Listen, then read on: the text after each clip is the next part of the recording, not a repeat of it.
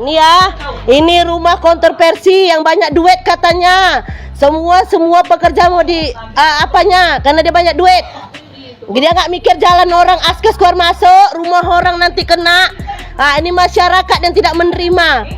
Ya, jangan dia pikir dia banyak duit. Ayo Bu, apa Bu kelah kesah Ibu Bu? Kayak mana Bu? Kelah kesah Ibu, cepat. Jangan Ini nengok Pak Lurah. bikin tangga di luar. Nah. Jangan kalau ngecat jangan minta izin dulu sama tetangga dulu. Jangan buka sembarangan aja. Oke. Kita tetangga. Oke. Ibu-ibu yang sebelah sini kayak mana Bu? Biar dia tahu Bu siapa kita. Kita masyarakat memang. Ya, terus dia nih diruntuhkan.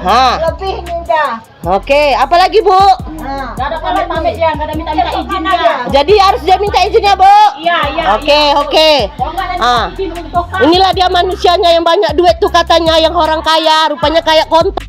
Detik-detik video yang memperlihatkan seorang emak-emak menyoroti keberadaan sebuah rumah mewah yang diduga menutup akses jalan warga viral di media sosial. Hal itu kini ramai usai diunggah di sosial media, salah satunya akun Instagram @majeliskopi08 pada Sabtu, 12 Oktober 2025. Emak-emak ini protes tetangga bangun rumah mewah, tidak minta izin dan nutup akses jalan, tulis keterangan pada unggahan. Pada unggahan, nampak seorang emak-emak memperlihatkan sebuah rumah besar yang sedang dibangun disebut-sebut menghalangi jalan umum di kawasan pemukiman warga. Dalam unggahannya, emak-emak itu mempertanyakan sikap dari pemilik rumah yang dianggap tidak memikirkan akses masyarakat sekitar. Disebutkan jika momen ini terjadi di Kelurahan Aur, Kecamatan Medan Maimun, Sumatera Utara.